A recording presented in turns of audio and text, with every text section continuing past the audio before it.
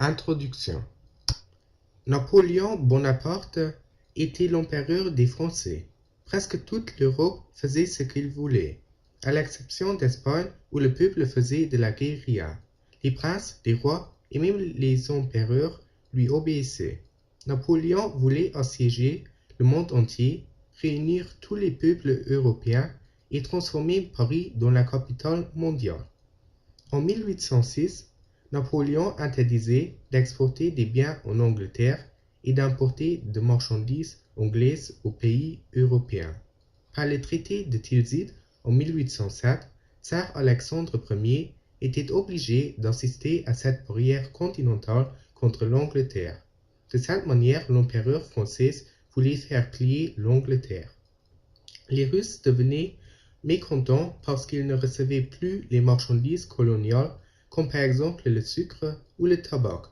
De plus, il était impossible aux Russes d'exporter leur bois et leur blé au point qu'Alexandre Ier utilisait des navires neutres pour le commerce. Pour cette raison, Napoléon se fâchait des Russes et concevait une guerre contre la Russie.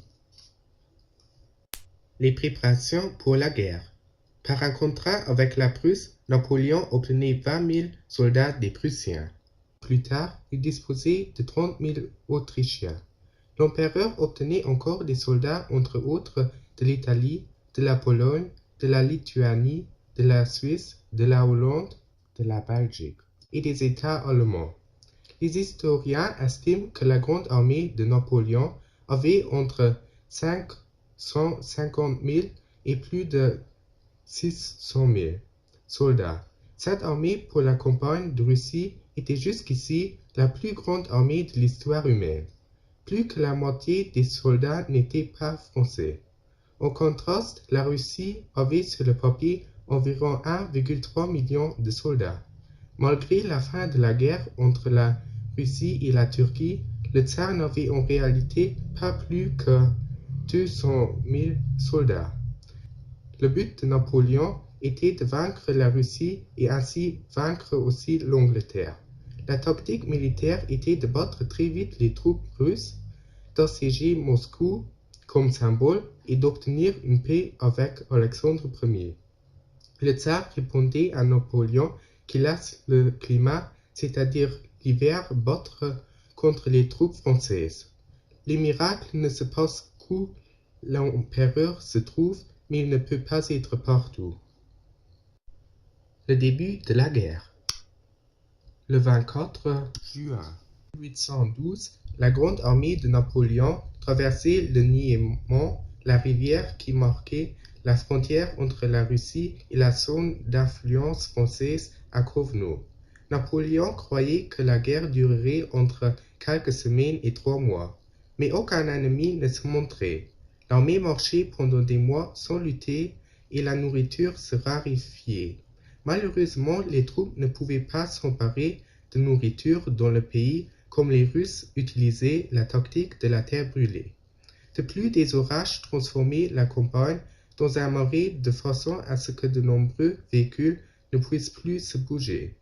Beaucoup de soldats se noyaient dans l'essai de traverser des rivières. Cette situation aboutissait dans de nombreux déserteurs.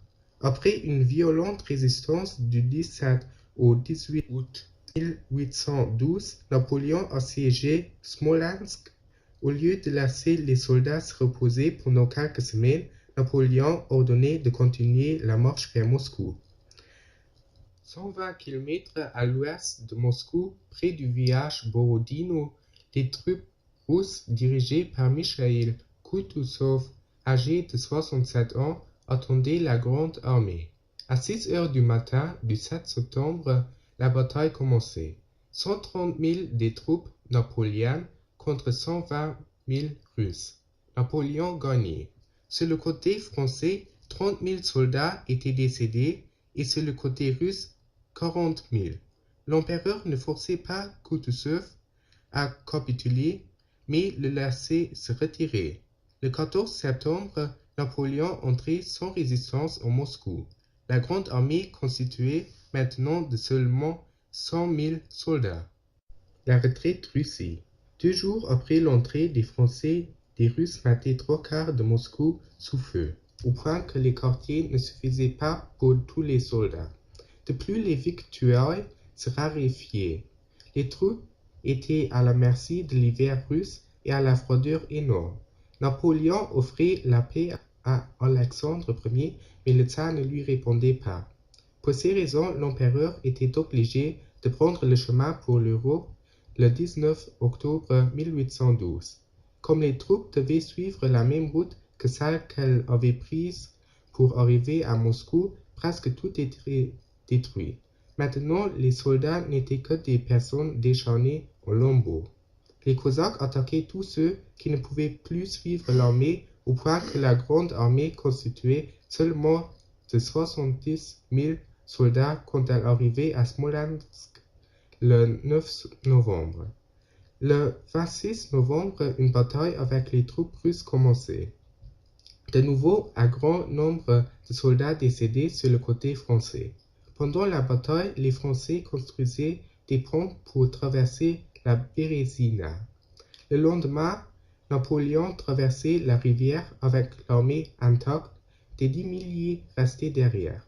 Seulement à cause du désaccord de l'armée russe, 15 000 Français atteignaient la même.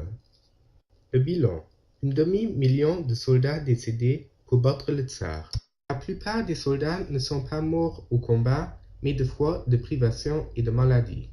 Les historiens sont aujourd'hui d'accord que c'était à cause de l'énorme grandeur du pays et de l'impossibilité d'approvisionner les troupes en aliments que Napoléon perdait sa campagne contre la Russie. L'activité solaire. L'activité éruptive de l'astre solaire a une relation avec les températures du globe. Une activité éruptive faible correspond donc inévitablement à une baisse des températures, bien que la quantité de rayons lumineux envoyés sur la Terre par le Soleil varie seulement d'environ 0,1%. De plus, le minimum de Dalton, la période très froide de 1800 à 1820, recouvre la période de la retraite de Russie sous Napoléon, qui avait vraiment mal choisi son moment pour envahir ce pays.